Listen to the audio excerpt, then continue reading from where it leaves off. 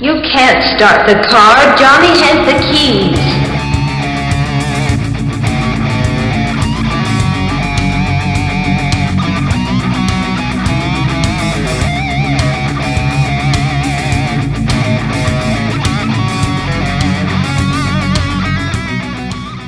Hello, hello, hello out there in podcast land.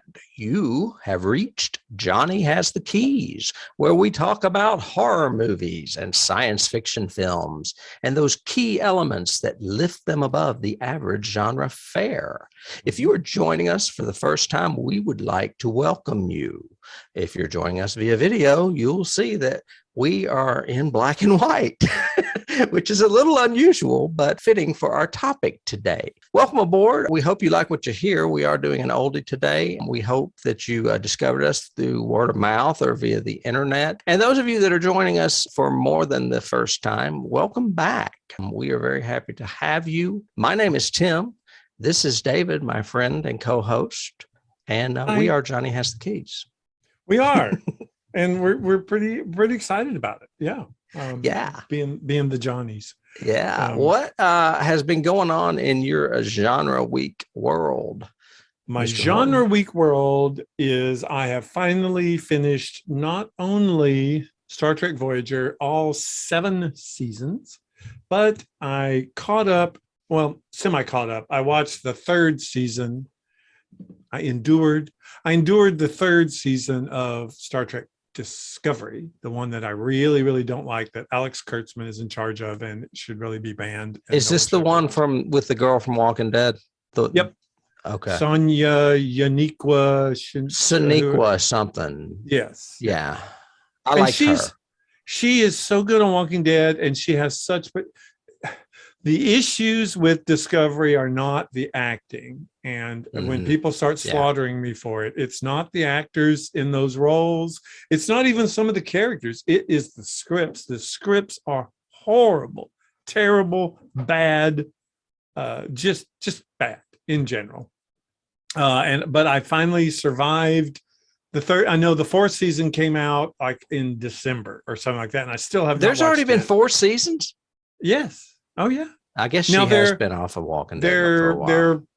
They're the new version of seasons, which means no more than 13 episodes. That's fine, but that's still a season. Yeah. But they, oh my gosh, they are so just terrible, Tim. I mean, I think people should watch them, and they should be taught in class of how not to do a teleplay. I'm not paying for Paramount Plus. Yeah, just how not to do a teleplay. I can't tell you how many damn shows RuPaul is starting to have on there that I want to see, but I can't watch it because I don't really want to pay for CBS. Yeah, well, yeah, that's true. That's true. It is, and now Star Trek, the original series, has switched there. It's gone from everything else. Are you fucking kidding me? Nope. Yep. It's a good thing I have them on DVD. They've taken it from Netflix. They've taken it from everywhere. It's now Paramount Plus because it's a Paramount property. Now they've merged. They can take the original series back. So. Okay. Well, it's a good thing I have them on disc. I think it's an Asian version, but I have it. Yeah. Yeah. But yeah, unfortunately. So I endured that. And I surprisingly, going back on 60 years or 50 years of negativity, Voyager did not suck horribly. I still don't like most of the characters, but as far as good Star Trek storytelling and stuff, they did a pretty good job. They didn't suck as much as I anticipated. So it sucked well. No, it sucked less. Sorry. So I had to go there. It was, I don't like Kate Mulgrew as the captain. I don't like that character, and I don't like her portraying that character. But I did like. Do you have problems with women in authority? No, it's not so much that. I think she did break ground as the first female captain. And it was a long time ago, too. That was like the 90s, wasn't it? Yeah. Yeah.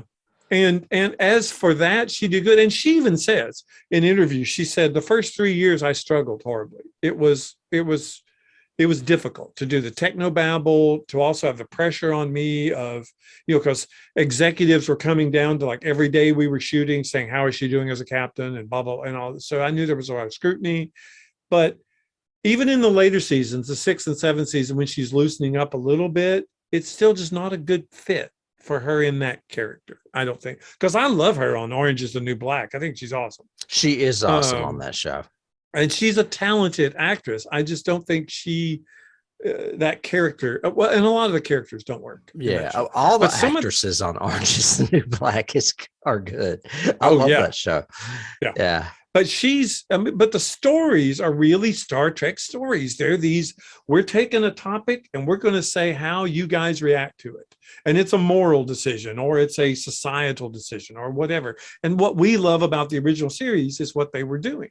And it was like, good. Discovery does not do that. Discovery sucks so bad. I cannot say enough. We could talk about this forever, and I don't want to go into too much of it. Well, what I'm wondering is if, since the world is gravitating towards more political correctness, do you think it's affecting the writing of these shows? Whereas my God, because the original Star Trek was very emotional, and Kirk sometimes fucked up and made human mistakes because of his ego, or because he was uneducated or whatever about something.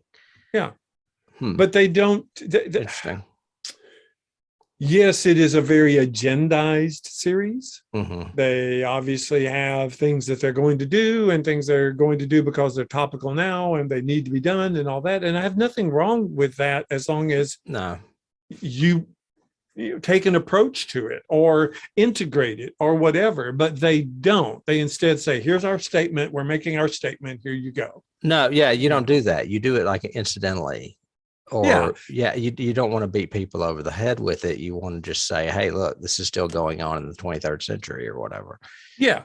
And like one character, if you take one character, like say as an example, since you haven't watched any of it, say you took Dr. McCoy and the way he developed in, season 1 and season 2, but by season 3, he is Spock's best friend, and they are hanging out together, and they're always complimenting each other and always supporting. As a matter of fact, he starts supporting everybody else in the crew and like takes care of their anniversaries or stuff, and it just changes his entire character. It makes no sense. That's what they did to one of the most unique characters that I thought they had developed in season 1.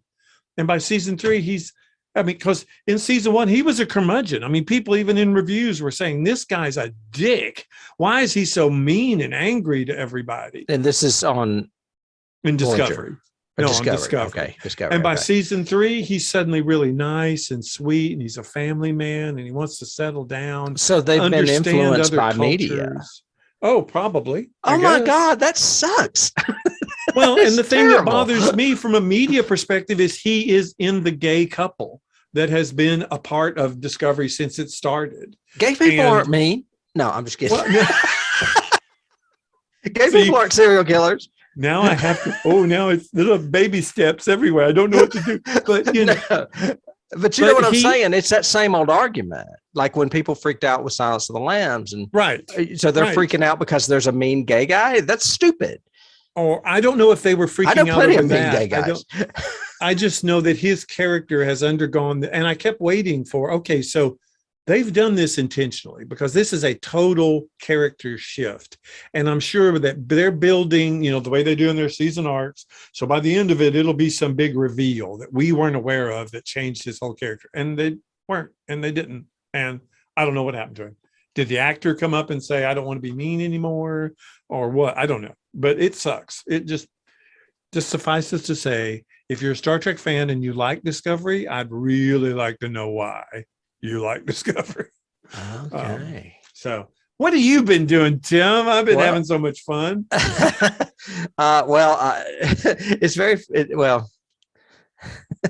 It's it's bittersweet, much the path of your bittersweetness with Star Trek.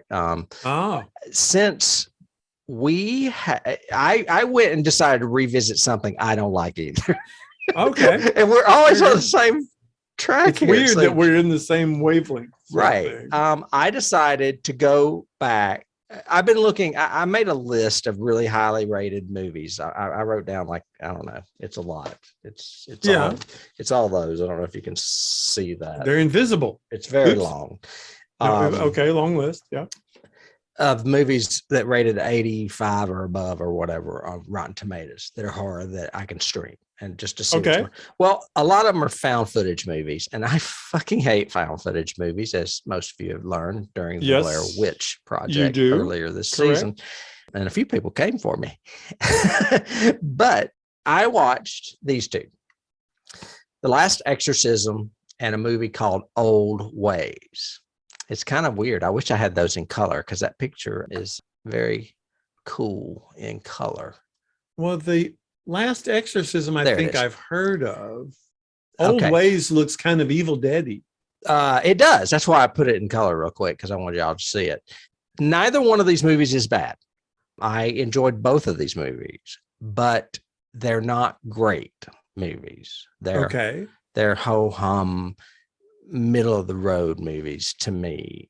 The Last Exorcism was better, I think, because it had a better concept. Well, maybe not. I don't know, man. That's what sucks, is because I want to be able to rave about these movies and I can't because they're just okay.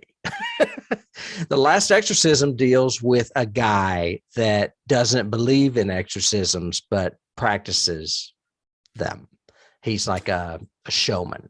Is that the one at the end? They actually have something really weird, like the girl breaks her back or climbs on the wall like the poster or something. She does do the weird cracking stuff with her back, yes. And then you see the poster, which is kind of strange. But it turns out that the Last Exorcism is a real one. And it's because he's a fake, right? He is. He's like a charlatan that's just doing this for the money. And then he comes across a real one. And the thing that's really shocking, and my friend Tripp, who I'm sure is listening and is going, why didn't you like this movie? He is going to be like, what his favorite part, and it is a very good part, is once they finish the so-called exorcism and leave and go back to their hotel miles away, they get to the room and she's sitting on their bed. She has no idea where they are or how to get there, and yet she turns up where they go, which is kind of scary. And it is scary. I mean, there are very scary moments in this movie. It does take a wild kind of turn, a twist in the end that's very reminiscent of like Hereditary, except it's set up more in Hereditary, where it ends up there's a larger thing behind everything that's going on. I won't go into details in case people want to see it. Okay. So there's The Last Exorcism, found footage, because it's a priest or a preacher or whatever being documented by his coworker while they do this Last Exorcism. Old Ways is, you know what? Old Ways may not be found footage now that I think about it. Well, it's pretty obvious if it's found footage or not. Actually, I have two more found footages coming up on our next episode, so that may be where I confused it. Old Ways is a different take on it because it's South American, so you're seeing it from a different cultural perspective. And this woman wakes up imprisoned, and it turns out she's being held by a bruja. Is that what they call them? I think that's what they call them. Bruja. Priest. And she's this old woman with a crazy white eye, real scary. And she's there to drive the demons from this girl. And this girl's like, I don't have anything in me. What's going on? And it turns out her sister brought her there. So now she's got like this angst against her sister because they're imprisoning her and she doesn't believe anything's wrong. But of course, something is wrong and there is something inside her. And I liked it. I probably liked it a little bit more just because it was new to me from a cultural aspect and not found footage. So I've been in the world of exorcisms. Obviously. Yes. That's scary, creepy. Were there good effects in both of them? Yeah. So the Last Exorcism's effects are a little bit cliche now because they feature that kind of stuff you talk about, like breaking bones, crack, that kind of stuff. Yeah. The whole I'm going to climb down the stairs backwards sort of exorcist thing. Yeah. So Old Ways, when was that made? Is that new? It is relatively new. I found it on a list of stuff on Netflix. Okay. But because I had heard of Last Exorcism, because I had heard people liked or comments about he was a fake who stumbled upon a real case and it's supposed to have a creepy ending and found footage, all that kind of stuff. Yeah, the ending is really surprising. Well, I don't know that maybe it's not surprising. Maybe that's why I don't like it as much. But yeah, it ends up being, there's a time where you think other people may be responsible, like the family, like maybe the dad's not telling the truth about his daughter, and then the townspeople get involved. I don't want to give it away in case people want to see it. They just need to see it. I'm looking up Old Ways right now, and the damn thing's not coming up, which means it probably has a different title, and Old Ways is the U.S. title. Really? So, yeah, that happens sometimes when I watch foreign films. Oh, no, wait, here it is. It came out in 2020. It's directed by Marcos Gabriel. And then Last Exorcism was earlier because Tripp's been telling me about this one for a while, 2010. So The Last Exorcism is about 11 years old. Okay. So anyway, that's where I was. You were in the land of sci-fi and I was in the land of exorcism. Yes, I was in the land of space travel and Roddenberry-esque escapades, and you were and that kind of makes a good segue because we are in sort of a horror sci-fi hybrid, wouldn't you say? Yeah, oh, definitely. It's when we were talking about the intro, we were going back and forth because yes, this is a movie based on a science fiction classic. But it's kind of goes into the area of the universal horror monsters, sort of thing. So yeah, I think it does kind of both. We are speaking about a little film that came out in 1933 called The Invisible Man. Yeah. It was written by a guy named sorry, I'll find it here. R.C. Sheriff. R.C. Sheriff, based on H.G. Wells's original novel, which came out much earlier. Basic synopsis or premise. We begin on a snowy night, and we are introduced to a stranger, shows up at a tavern called the Lion's Head Inn. He is totally swathed in bandages and gloves and scarf and sunglasses and a hat. He demands a room. He's given a room. He stays there for several weeks doing all of these bizarre experiments in his room and never leaves it. We find out his name is a doctor. He's a Dr. Jack Griffin. He is a chemist. What the villagers come up with all these rumors of what he could be, a mad scientist or whatever, that sort of thing. It turns out that he is a scientist who has made himself invisible. He's experimented on a drug. He's come mad. Up with it. He's mad. And it drives him mad, yes. And he starts going a little crazy and doing crazy things. Murder, namely. Yeah, a lot the of body murder. count is high in this movie. Very high. He's a big killer. We get a cross reference in that to his adventures to where he came from, which is another scientist named Dr. Kemp and his partner and his former fiancée Flora, and find out their backstory. And he is perfectly splendid. She's perfectly splendid. Yes. And it turns out that he eventually goes to Kemp for revenge and dies at the end. It's a very short sort of story, so to speak, in that realm. I am sure and certain that you had seen this movie before, correct? Oh, do you remember? Yes. When you first saw it? Oh, no. No. Well, I was little. It was probably Shock Theater on Channel 17 in Atlanta in the early 70s, like say 73, maybe. It would have been just one of those black and white movies like all the other classic horror, Universal in particular movies, Abbott and Costello movies, those kind of things. It would have been when I was watching those and reading Famous Monsters of Finland. Yep. I think I remember first hearing about, I first read the story when I was in elementary school because, of course, I liked science fiction. I liked Jules Verne. I like H.G. Wells, Mary Shelley, all of that. So I had read all of that and then ended up, I think, first hearing about it through Famous Monsters and saw it again, I think, like you, on Shock Theater or one of the Saturday afternoon. Well, there's also like stories. 7 sequels, too. It's crazy how many sequels there are to this movie. And I've never seen any of those. Okay. I watched the second one. Did you like this? What's your opinion of this movie? I love this movie. I remember it fondly as being a good movie.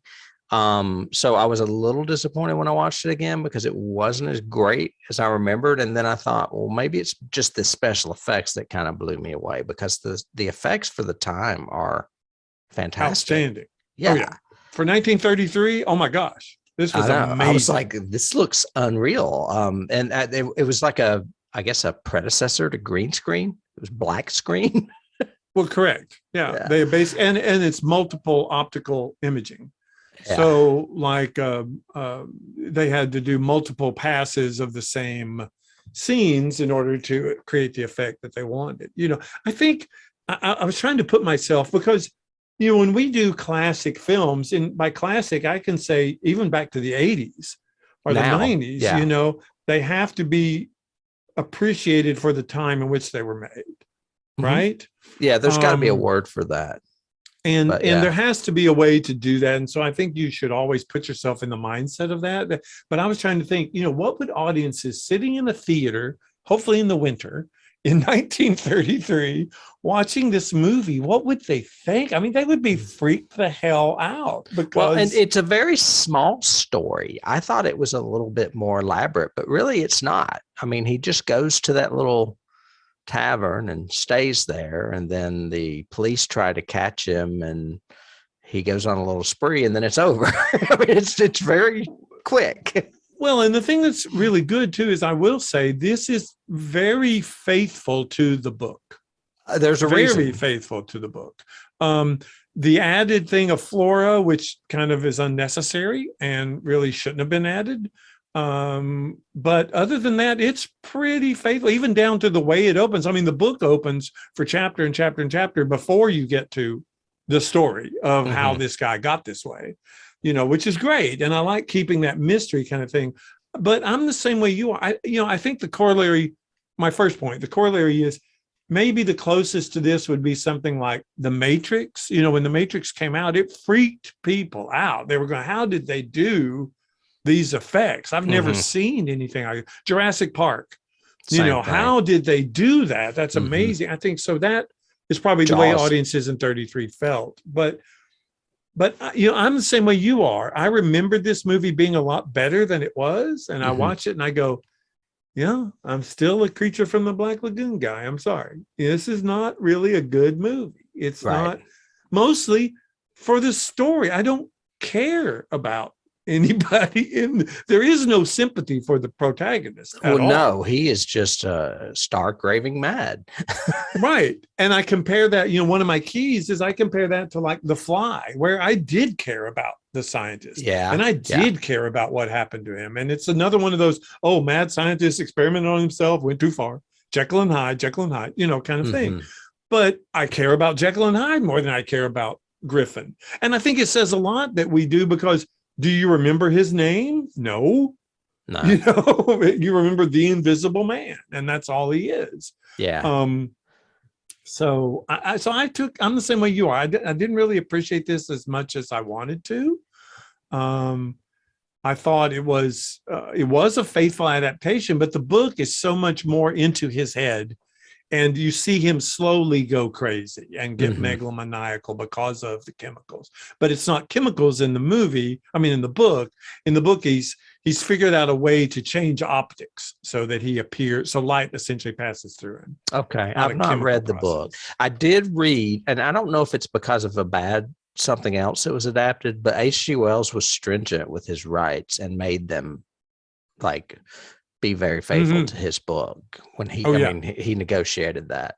And that's why it is very faithful. I guess Hollywood negotiated a female because back then, or actually it's still going on, usually there's love interest involved in movies. And they wanted to add more to the story with Flora. Well, they wanted to Frankenstein it. It's what they wanted to do. Right. It's exactly Frankenstein. It's the Well, whole... and Colin Clive almost got cast in it, as did Boris Karloff. We'll get to that in a minute. Yeah, but I think the studio wanted that because of Frankenstein, and because Frankenstein was such a good movie. Mm-hmm. Was such a popular film for just Universal. 2 years earlier, too. Yeah. Mm-hmm. Well, it made Whale, and this is definitely James Whale. I mean, this is his movie. I love James Whale. It's that may his be part style. of it. It's his style. It's his lighting. So I can appreciate it for the artistry of making the movie. It's one of those where I go, I wish the story had been better, and I wish he had handled his actors a little bit better. Like, I don't need her to scream ever again. Please don't ever let that lady at the end go hysterical again. Well, if you watch the sequel, which stars Vincent Price, there's a dog barking in it, and I literally had to just mute the television. I got so sick of it.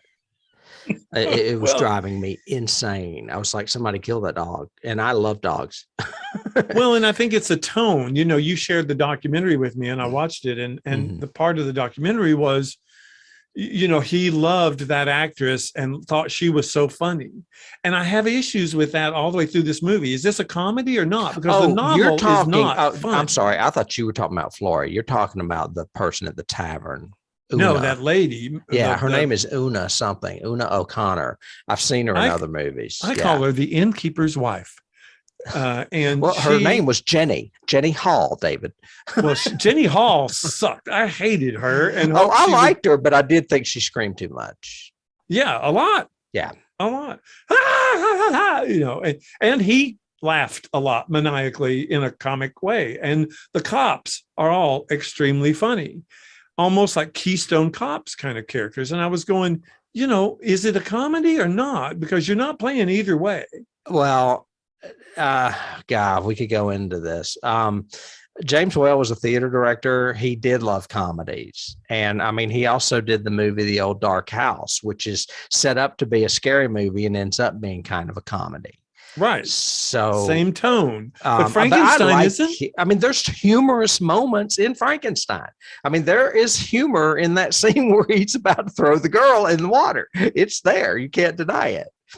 I don't know that it's supposed to be, but it is. Well, it's that take that Karloff does that. Right at the fourth wall. Are you sure you're not thinking of Peter Boyle? Same thing. Anyway, but James Whale he's a theatrical director. He probably did a lot of theatrical comedies. I don't know. But they said that he was friends with her and that she made him laugh often on and off set. So he wanted to give her more, unfortunately, more screaming. But yes, yeah, more hysteria. Yeah. And I know he came from an actor background, which I found that interesting. She's in Bride of Frankenstein too, which we should probably cover since we're getting toward the bottom of the I would like to, just because part of this part of the documentary mentioned Bride of Frankenstein. Also, he's treated as a dark comedy. And I don't remember that being a dark comedy. I remember it being actually scary, like Frankenstein was. Frankenstein was scary to me. Frankenstein is scary, and Bride of Frankenstein has funny moments because of her rejection of him. It's we should do Bride of Frankenstein kind of thing. We should do Bride of Frankenstein and then Young Frankenstein. Wow. I love Young Frankenstein. I love Young Frankenstein. And I also, since we were talking about James Whale, I was thinking we should cover that movie, Gods and Monsters. Gods and Monsters. It'd be interesting. Yes. Great movie with Ian McKellen. Yeah. Playing James Whale as an older man, retired. Yeah. Yeah. Anyway. That one. And that should be a double feature with what's the one with, Johnny Depp when he plays the Ed Wood. Ed Wood. Yes, that was in black and white. Yeah. That would actually make a great double feature. We should consider that next year. Ed Wood should. And Father of Frankenstein. Well, it's called Gods and Monsters. It's based on a book called Father of Frankenstein. But yeah. Because, I mean, but isn't Gods and Monsters very topical for the fact that he was a homosexual? And that was It part is, of his and deal? he's an older man obsessed with his pool boy, played by Brendan Fraser. But the things that are fun with it is that he starts seeing Brendan Fraser as the Frankenstein monster, kind of. And it's like, was he kind of into the Frankenstein monster? Interesting. It is interesting. Okay. And Brendan Fraser, you know, he's a big guy. I mean, he could easily look like the Frankenstein monster. Well, and I've never seen that, but I've heard great reviews of it. And it's nominated? Bill Condon, and Bill Condon is a great director. He has since won Oscars. I can't remember what for, heaven forbid, but yeah. Well, because in that interview, you know, it said Ian McKellen said James Whale directed Camp. He was a camp director, and I don't agree with that because I see. I mean, in this one, I see a lot of camp, but I did not see a lot of camp in Frankenstein, and I don't remember a lot of camp in Bride. There, but not as much. And like you said, I don't know that all of it is intentional. I mean, it could be because but I mean, it doesn't detract from Frankenstein for me. You know what I mean? It doesn't detract from the Bride of Frankenstein for me. Some of the Bride of Frankenstein is actually lifted from the book Frankenstein, if I'm not mistaken. Yeah. Right. Well, I think it does. I think the humor elements do detract in this. I think the police officers, especially the chase and him having these little silly throwaway lines, like, here, have your bicycle, you know, or whatever. And then later on, when it could have been a really ding, ding, ding. That's not very black and white of you. It's not. It's very modern. We have to not do that. Bill Condon also did Kinsey and Dreamgirls, as well as wrote Chicago, the adaptation. Oh, okay. Yeah, he's great, and he did Gods and Monsters. So anyway, segue along. Interesting. Okay, yeah. But are you talking about camp still? Or? Yeah, it was camp, but not. I thought the cops, all of the stuff that they did, all of the like silly, with the ink in the face, it was very, very Marx Brothers-y, or very Keystone Cops. Mm-hmm. You know, even down to, we're going to go kick him out, so we're going to go up there. So everybody's going to go up there, following the policeman up the stairs and into the room and everything else. Mm-hmm. And then the big chase along the street, throwing the bicycle, all of that. The scene that could have been scary with the he's wearing the pants, but instead he's singing, here we go, gathering nuts in May, or whatever, you know. And I'm like, what? Why? Yeah, he did go a little far with that. I see where he could have fun with it, because you should have fun with it. You're invisible. You should do some funny things, but that he did take it a bit too far. It was, and I also thought, well, here's the parade of special effects. When he escapes, you know, you have to see special effect after special effect after special effect. Yeah. Yep. He can break a window with nobody there. He can throw a bicycle. This bike rides itself and then throws itself at people. Yeah, exactly. Yeah. Agreed. And maybe I'm jaded a bit because I do compare this to more modern versions like Hollow Man and the new one that I haven't seen, but man, the trailers and scenes from it look so good. I was going to bring it up. It gets like 90 something on Rotten Tomatoes. I know you don't like that. It looks so good. And someone told me the other day that it's really good, that I should watch it. And I like Elizabeth Moss, so I guess I need to give it a roll. And I remember liking Hollow Man. I just don't remember I like Hollow Man. Well, it's Kevin Bacon. Yeah. It's Kevin Bacon, and it's got some great effects in it too. I want to say it has a tragic ending too. Yeah, it has a tragic ending. And most Universal movies do. And it has the typical thing of, what do you think, you know, what do you think would do if you were invisible? You know, you spy on the girl next door or whatever, you know, that sort of thing. So, I mean, it's very dark. It's as a matter of fact, I think there's a rape in it, I think, or more than one. Well, it's funny you should mention that, because I read in the notes on IMDb that the DVD accidentally has the subtitle, you can rape and murder, blah, blah, blah, blah, or whatever. Oh, yeah. And when you listen to him, though, he's not saying rape, he's saying wreck. But the caption, and I saw it because I watched it with closed captions on my DVD. It does say rape. And I was like, wow, that's pretty heavy. Yeah. Yeah. So obviously somebody took that as inspiration for Kevin Bacon to have a good time. Maybe. I struggle. I'm serious. I struggle, and I've got it in my notes here. I struggle with any movie, whether it's, the Invisible Man series, Hollow Man, any superhero who is invisible, because that means they're nude. That's the only way. Well, see, there's more chance for camp and comedy. Yeah. So in my notes I have, and he's running around buck ass nude, like in Avengers, the way he said, "Son, you got a condition." Oh, Harry Dean Stanton. Yeah. I saw you fall out of the air, big and green and buck ass nude. Buck ass nude. And that's. He does that literally here. He strips down in front of us as witnesses and everything else. That happens in Hollow Man. I'm sure it happens in Invisible Man. I did like how he commented that he couldn't be seen for a few hours after eating, or you would see the food inside him.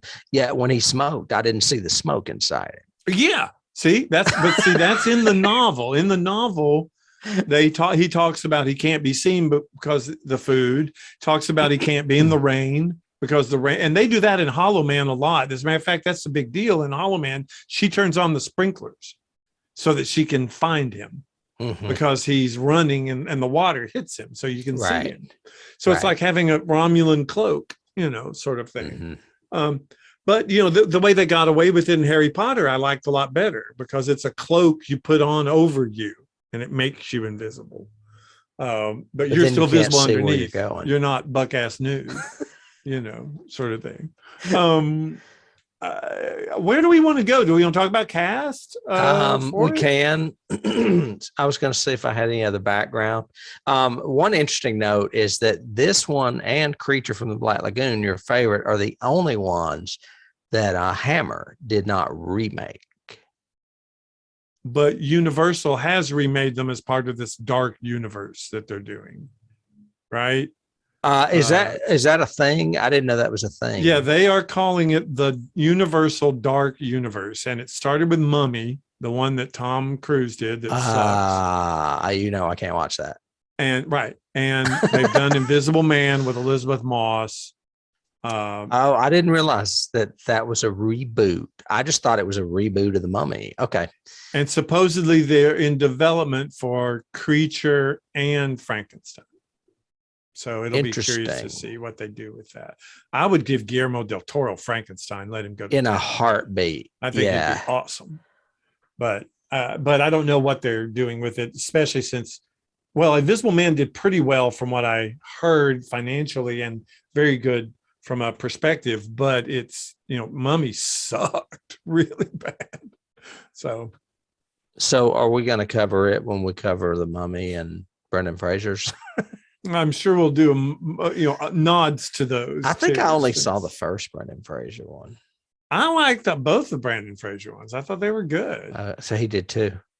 Yeah, I thought there was more. Okay, they might have done a third one. Yeah. But I know they did at least two, because his son is in one of them.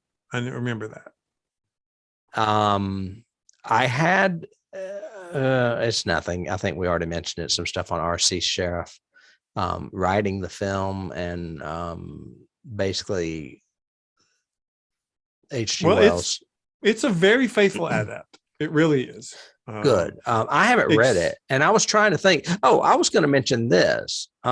This is not the first H.G. Wells we've covered, because we did War of the Worlds. Yes. And I'm game for Moreau. If we do, I'd like to do Lost Souls. Lost Souls would be the one to do, and then maybe the really crazy one. Yeah, we'll consider that. Okay. Back to casting. Claude Rains got this role. He's great and went on to be fantastic and lots of other things, but he kind of lucked out with this because he was not really thought very highly of as an actor at the time. Whale cast him for his voice. Well, he was thought of as a great theater actor, just a terrible film actor because he couldn't make the transition. And everything sounded over enunciated, which is exactly what Whale wanted for this movie, because you don't see him till the end. It's just his voice. He is the strength of this movie. You would not have been able to have this movie be successful without Claude Rains, I think. He's perfect, and he works very well, given what he's given from I've got to scream maniacally and sing and dance as a Invisible Man. Yeah. But, also taking a part where we don't see you till like the last 5 seconds of the movie. Right. And you're dead. You're not even animated. Yeah. Not even a flashback with you and Flora just traipsing in the garden or something, Yeah. Yeah. So, and then Claude Rains also went on to do more in the genre, because he did his own version of Phantom of the Opera, which I remember. Well, and everyone should remember his name because it's in the lyrics of science fiction double feature. The Rocky Horror Picture Show. Yes. Boris Karloff, as I said, was the original choice. There are several reasons stated why he didn't do it. One was that he turned it down because he wouldn't be seen, which to me seems the most obvious. Yes. But I also read, we know that him and James Whale had a falling out with Frankenstein, but they obviously remained friends because he was going to do this movie, and then there was a dispute with with Universal, and Karloff walked off set. So that's how Claude Rains ended up in this movie. So apparently he and James Whale repaired whatever relationship they had busted in Frankenstein, because then he went on to do Bride of Frankenstein as well as The Old Dark House, because all of those are James Whale and all of those are Karloff. So they were kind of a pair. Okay. Yeah, and they work together. It works. I like Karloff in both the Frankenstein films, and I think they are a good pairing as far as the way Wales directs and uses his camera and moves and goes from these big close-ups to this big, huge scenic shots of everything. I think that works really well for both the films. Yeah. Not so much for this one, but it's okay. But despite all those reasons that I said Karloff potentially did not do this movie, in true James Whale fashion, if they were being bitchy to each other, he said he didn't cast Karloff because he had a lisp. There you go. Which is just terribly mean, but it sounds like something he would say. I know. I can be maniacal. Colin Clive was next in line to play him before Karloff. Before Claude Rains. But Colin Clive longed to be in England, his home, and decided to go back to England instead. So that's why we ended up with Claude Rains in this movie. Clive would have been fine in this part. He would have been good as well, I think. Yeah, because he's very flamboyant and over the top. He was, at least in Frankenstein. It would have been interesting to see him cast as Kemp, the other scientist. That would have been interesting. It would, because basically it would be typecasting, because he's already played a mad scientist, and now he's just playing an invisible mad scientist. Well, yeah, but even if he didn't play, let Claude Rains play the lead, put Colin in the other one, right? And he would have been a good pairing because he's the nice, handsome guy, but Flora doesn't want him. She wants the invisible guy. Well, but we couldn't cast him as Dr. Cranley, who you're referring to. No, Kemp, not Cranley. Kemp. Kemp, excuse me. Kemp's William Harrington. I'm sorry. Yes. Yeah. But I was going to say, because I like Dr. Cranley because he's played by my favorite guardian angel, Clarence. He is Clarence. As soon as he came on, I had forgotten that totally. He's freaking Clarence. Yeah. Every time the beaker rings, its angel gets its wings or whatever. Yeah. Oh, for those of you that do not know what we're talking about, we are talking about It's a Wonderful Life, and the wonderful actor Henry Travers, who plays the guardian angel of George Bailey, Jimmy Stewart. Frank Capra's best Christmas movie ever made. Let me tell you. Right. And then back to Well, I already mentioned that over 95% of this movie, Claude Rains is not in. And sometimes they even used a double. They just used his voice and then his face at the very end, which was a cool effect too. Yes. Flora, let's talk about Flora. Perfectly Splendid Flora was played by Gloria Stuart of James Cameron's Titanic. Yes. And I recognized her immediately. No, but I didn't, and I didn't care.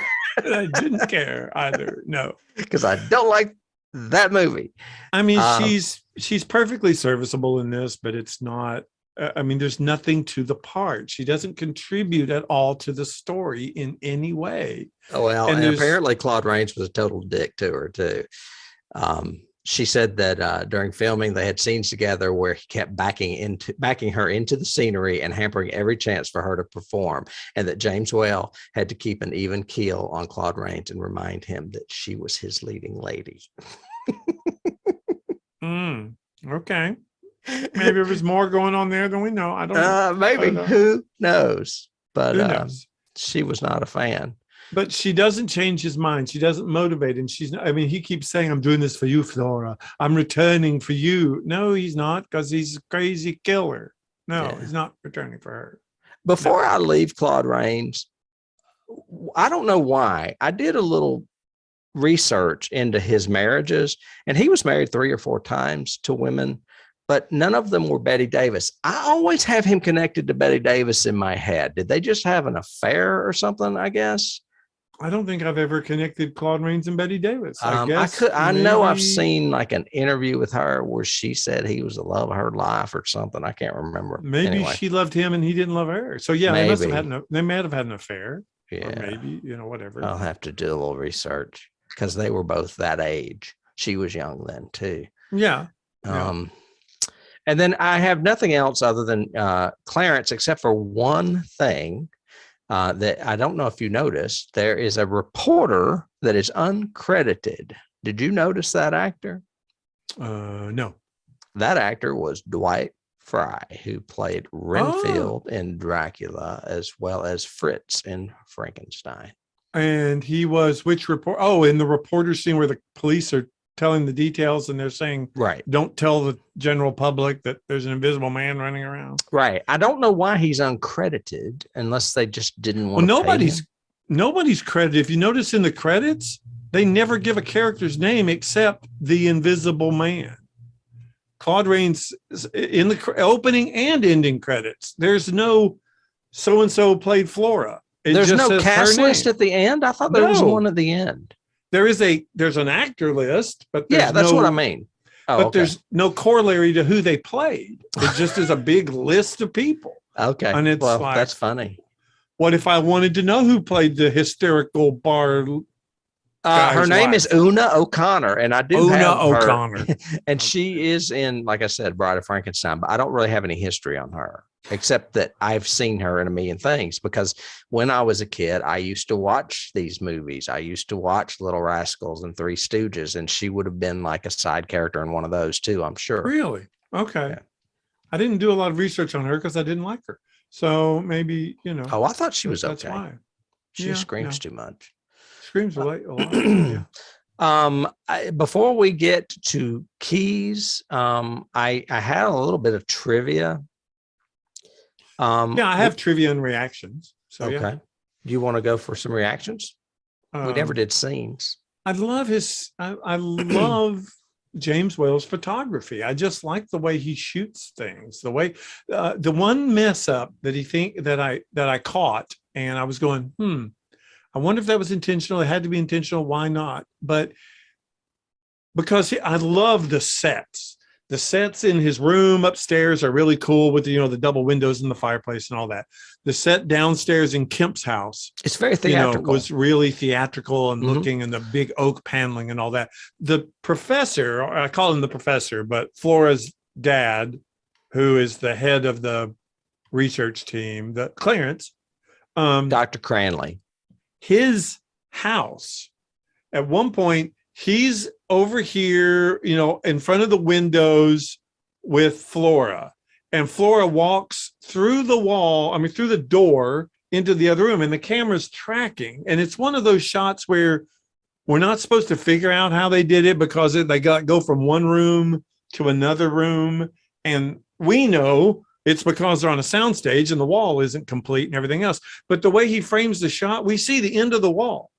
It suddenly stops right there, and it goes all the way and follows her. And she goes over and sits down over here. And I'm going, why did he cut through the wall? It looks so weird. I watched it like 3 times going, there had to be a reason he would do this. I think he's just being theatrical. I think he's just extravagant. I think he just wanted to say, look how big my set is. Well, it also reminded me of like the scene where the bride is walking around in the room and Frankenstein comes to the window. It's a very elaborate, large room. Yeah, huge windows and bay windows and all this. We got a bird cage with a bird in it and all this, Yeah.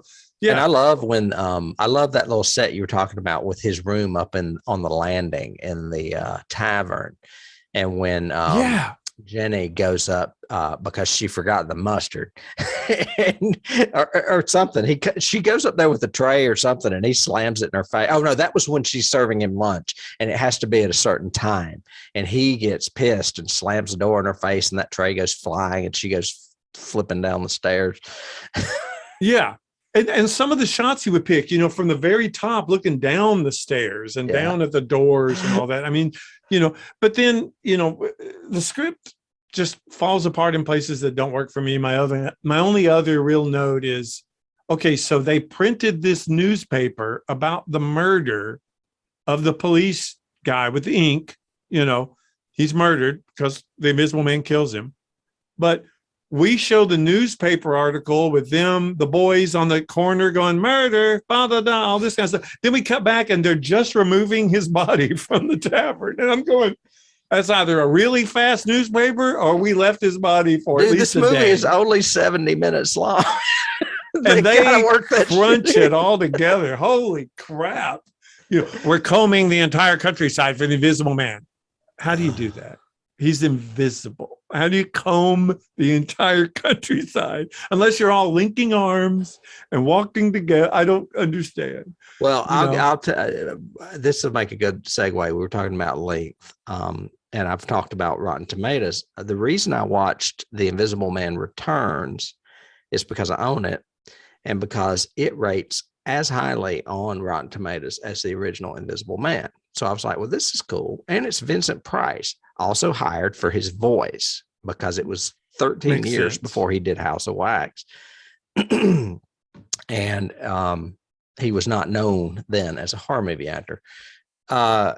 It's terrible. It is so slow. And it's only 80 minutes long. And it's slow. It's just as slow as this one is fast. And it's because they play up the romance from the beginning. And I was like, listening to what you said, this romance is not necessary. Well, I'm like, I don't know that it's necessary in the sequel either, because I didn't like it. Well, it could have been, Flora could have been the one to have him come out of the barn at the end and finally have some humanity and then get killed tragically. Because in the novel, it's not the police. In the novel, it's the town. It's like Frankenstein. And they beat him to death. And Kemp, who is a nice character in the novel, Kemp actually is there at his deathbed. I mean, not his deathbed, but with his body as he's dying and becomes visible. And it's right there in front of the barn. It's not later on in the hospital. They beat him to death right there. And it's one of those where the mob rules could have been a really cool, scary thing.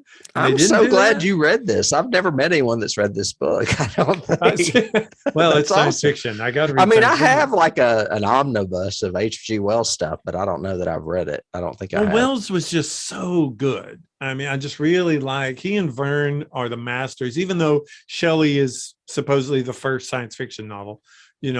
Wells and Verne were before Arthur C. Clarke and Isaac Asimov and all the space. Well, and we both love War of the Worlds, the movie, the original. Love War of the Worlds, the 50, but yeah, so I mean, it could have been tragic and could have been a really cool thing, but we don't care about it in this. We're just and the cop shoots him 3 times and the body falls over. Okay, we're done.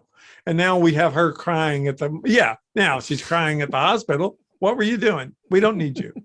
Why were you here? It's just yeah.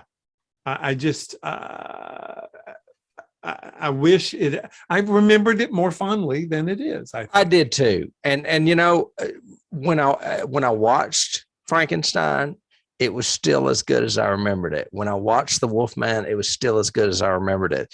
When I watched Creature from the Black Lagoon, it was still as good as I remembered it. This one, not as much. Okay. I've got a key that just came to me. It's kind of interesting. I might segue us to keys. You know, the Karen Black trilogy of terror. Richard Matheson has she has the little voodoo doll. It's the little Dan baby Curtis miniature. it, yeah.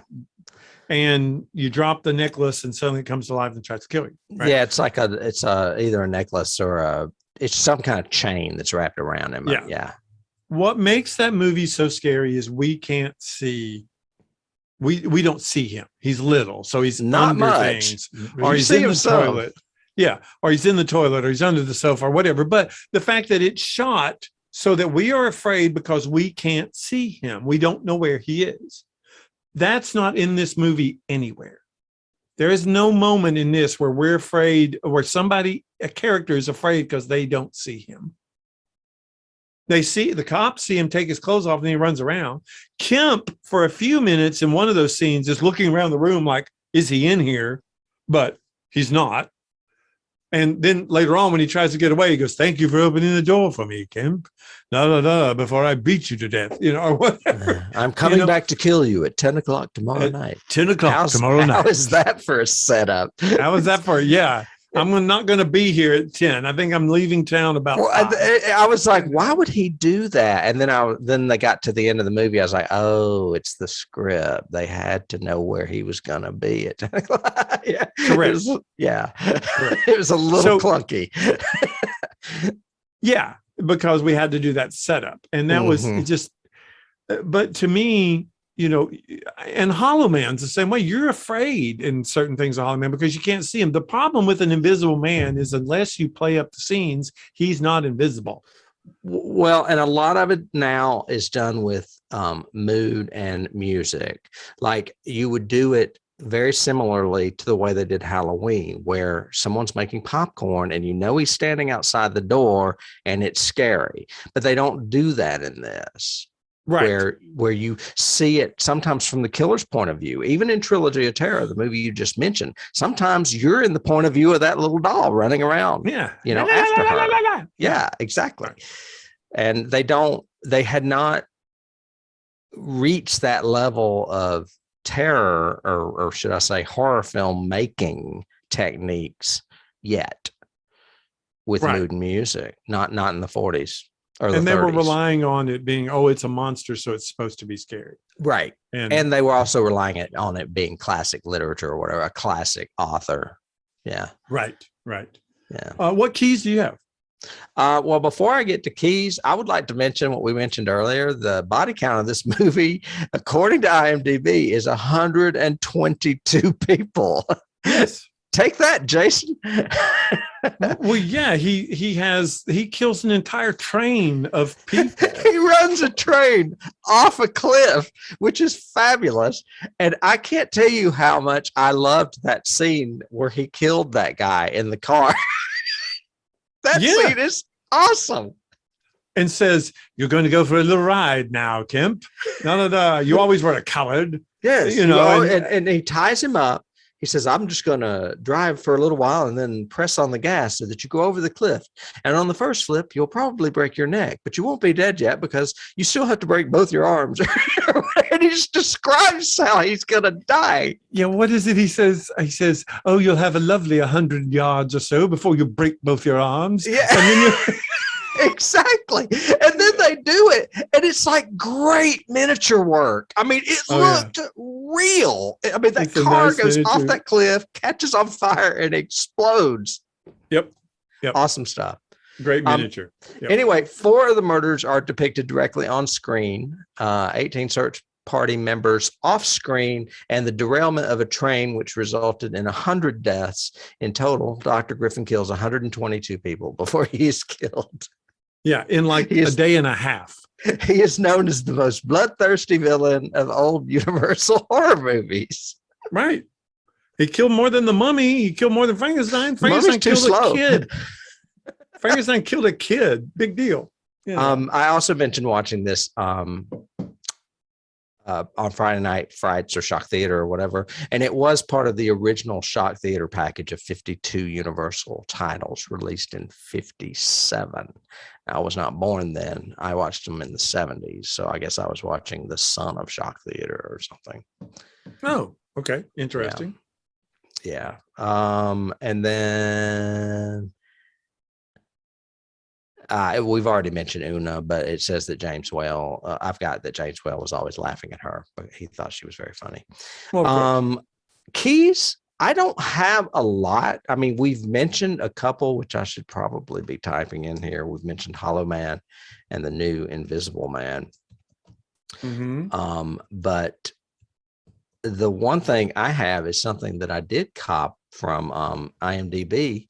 And I thought this was fascinating, but before Mark Hamill came back as, the reinvention of Star Wars and all this J.J. Abrams stuff, he was a voice actor doing a lot of voice work, including Batman, where he was known for doing the voice of the Joker. Oh, yeah. He great. says he based that character on Claude Rains' Invisible Man. That makes sense. Yeah. I can see that. Yeah, he's a very accomplished voice actor. Done a lot of voiceover work. I have the classics, of course. I think because this novel even is after Frankenstein, which was 1818, I think, and Dr. Jekyll. Didn't look that up.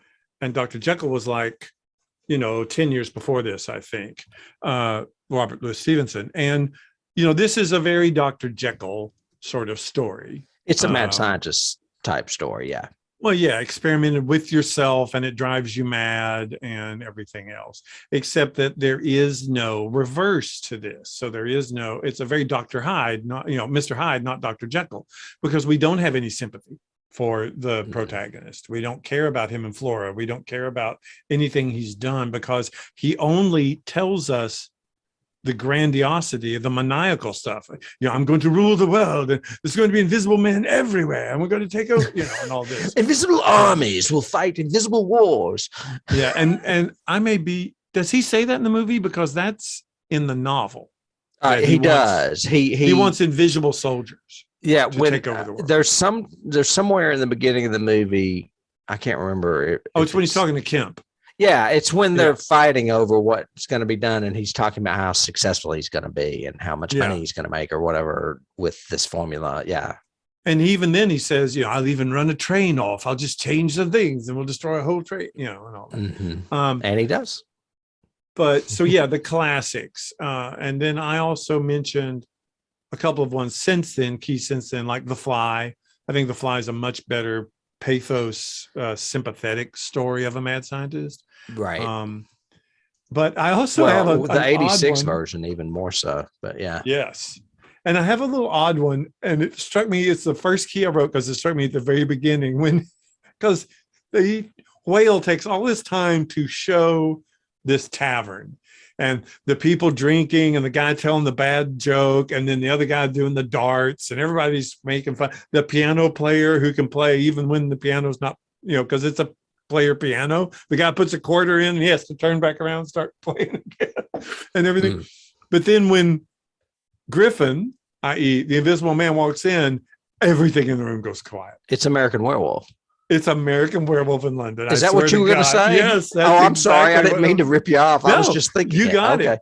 It's exactly, It's so funny when it happened. I went, okay, this is American Werewolf in London. It's the same scene. Exactly. It's like John Landis ripped it off. Yeah. Oh, yeah. Don't walk into the evil tavern because they will all stare at you. But they do that in Dracula as well. I think they do it in The Wolfman. Don't they? I think you're right. When Stoker walks, not Stoker, but when the lead character, the lead in Dracula, the Harker. When Jonathan Harker walks into the tavern, they all go and quiet and listen. strangers are not welcome. Well, some of that is just old movies where they overact, but yeah. Right in mid-drink, you stop and stare, sort of thing. Oh, that's hilarious. The dart goes off the wall, sort of thing. Yeah. They probably do it in Young Frankenstein too. I just haven't watched that in so long. I think Mel Brooks just loved the original Frankenstein movies, It and Bride, yes. because both are kind of represented in it, and I don't know. Well. He used the same So sets. well. I mean, it's just a loving tribute, which I should revisit. God, there's so many great things in that movie. I was just thinking of Cloris Leachman. Frau Blucher. Yeah. Anyway. Yeah, it's a great movie. It's excellent. What other keys I don't have any awards for this movie because there weren't many awards back then, and the ones that I do have are for DVD releases, which a lot of the Universal packages had award-winning DVD releases, probably including the one I own. Makes sense. But this is one of the ones that is not on the 1001 must see before you die, and I can kind of understand that. I mean, because it's not the level of Frankenstein or the Wolfman, or the Creature from the Black Lagoon. I can't remember if Dracula or the Mummy are on there because we haven't covered them yet. But right. But I don't really have any other keys. I threw down what you call generic keys, where instead of listing The Fly, I just said Mad Scientist movies or Universal horror movies or whatever, because a lot of them are key related. Yeah. I mean, I do think this motifs. movie needs to be watched. It needs recognition. It is a classic, and appreciate it for what it is, whether it's overly humorous in places or makes no sense from a logical story progression place, but it is, it should be watched and should be appreciated for, especially for its time, for the effects, for Claude Rains, his voice, his voice acting is great in this.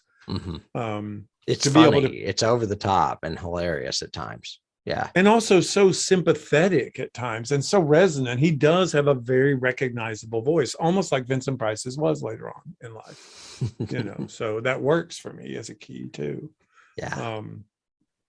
But yeah, again, I don't know if we classify this as truly science fiction, just because to me, science plays, other than the initial him becoming invisible, science has nothing to do with the plot of this movie. No, I just think it's that H.G. Wells was more of a science fiction writer. I mean, he was. You can't really. I think Dr. Moreau would probably fall in a very close category because there's elements of horror in that as well. Yes. Yeah. So it'd be hard classifying. I'm sure it's on our list. Lost Souls is. I just don't know if it's under sci-fi or horror. I can't remember. Right, but we definitely need to do that movie. Yeah, definitely. And that's of course Bela Lugosi as well. And I was going to mention, you said it's a movie that should be watched, and it should, because this is part of a cadre of directors that were horror movie directors at the time. Maybe not only horror movie directors, but people like Todd Browning and James Whale, and even Fritz Lang. Those guys were big at the time. I mean, there's a reason why people are still talking and remembering these movies. And and they not were all very of them gifted. are old farts like us.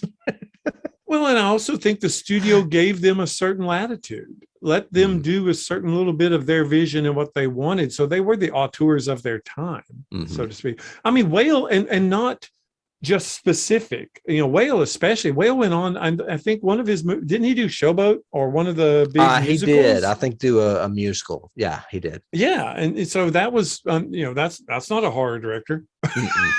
No. So. And we're going to be venturing into the land of Todd Browning this year, and he's got multiple movies that we could cover. I mean, I know he did Dracula, obviously, but he also did Freaks. And I'm sure there's another one out there. So, well, yeah, and like you said, Fritz Lang did M and Metropolis and all that, but also went on to do some really cool westerns and some other stuff. So necessarily locked into their genres either. No, and they're all a part of America's melting pot because most of them were from other countries. Yep. Yeah. Very true. Very true. Cool.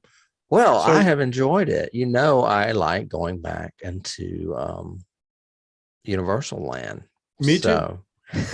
We would like to thank you for joining us today in the land of Universal, 1933's Invisible Man.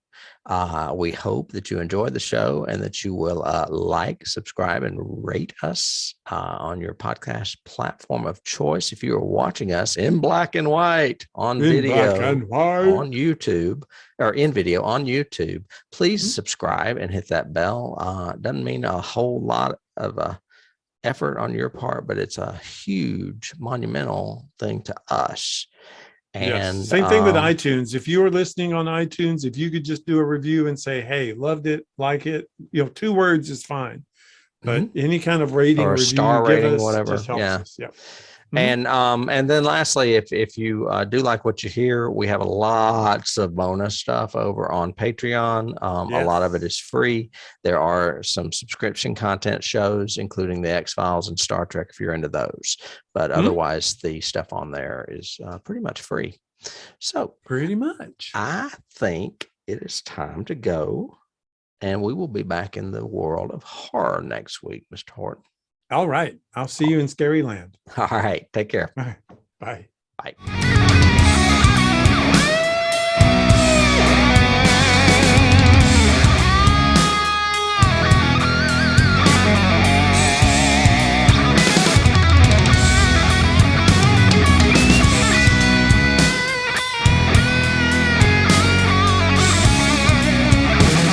You can't start the car. Johnny has the keys.